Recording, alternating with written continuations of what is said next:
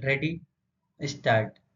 निर्धनता में जीवन यापन करने वाले बालक एक कम सुरक्षित परिवेश में बड़े होते हैं। उदाहरण के लिए एक ग्रामीण परिवार जहां माता-पिता दोनों कार्य करने के लिए बाहर जाते हैं, उनमें बालकों को अपनी देखभाल स्वयं करने के लिए पीछे छोड़ दिया जाता है और ऐसी स्थिति में उनके अधिकारों का उल्लंघन होने की बहुत संभावना होती है।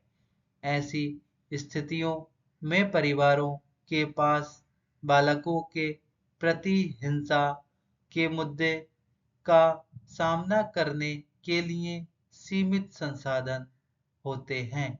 यद्यपि भारत का संविधान बालकों के लिए अनेक अधिकारों की गारंटी प्रदान करता है, परंतु इन अधिकारों की पूर्ति सुनिश्चित करने संबंधी दृष्टिकोण यूरोपीय देशों की तरह अधिकारों पर आधारित होने की बजाय आवश्यकताओं पर अधिक आधारित है।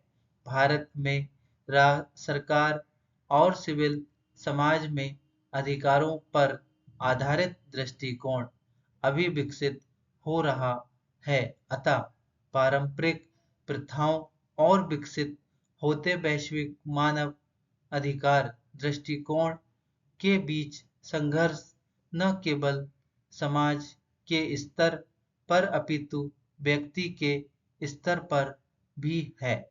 भारत का संविधान बालकों की संरक्षा और सुरक्षा तथा शोषण, उत्पीड़न और उपेक्षा से उन्हें बचाने के कार्य को सर्वोच्च प्राथमिकता प्रदान करता है। देश की जनसंख्या में 39% बालक हैं और उनकी सुरक्षा करने के लिए भारत सरकार ने बालकों को शोषण से बचाने और उनके महत्वपूर्ण अधिकारों की रक्षा करने के लिए कुछ उल्लेखनीय विधानों और नीतियों सहित अनेक पहलें की हैं।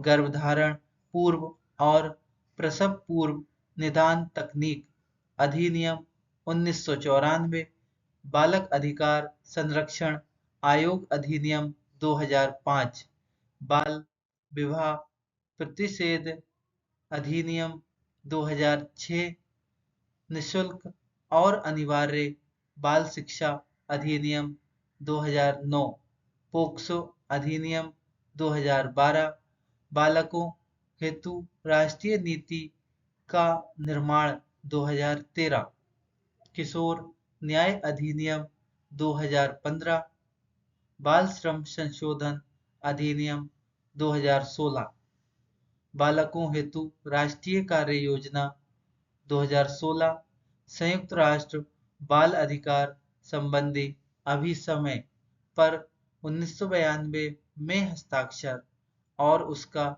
अनुसमर्थन करना उनमें से कुछ महत्वपूर्ण अधिनियम और नीतियां हैं। बाल श्रम संशोधन अधिनियम 2016 14 वर्ष से कम आयु के बालकों के सभी व्यवसायों और प्रक्रियाओं में रोजगार पर पूर्ण प्रतिबंध लगाता है तथा किशोरों के जोखिम भरे व्यवसायों और प्रक्रियाओं में रोजगार पर प्रतिबंध लगाता है।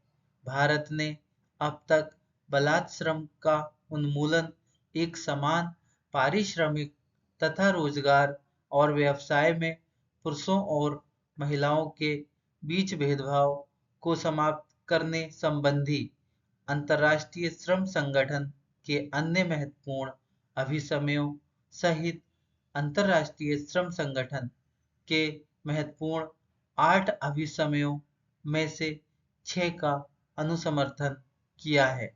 भारत सरकार ने हितधारकों के साथ व्यापक विचार विमर्श के पश्चात बलात् श्रम केंद्रीय नियमों में संशोधन को भी अधिसूचित किया है।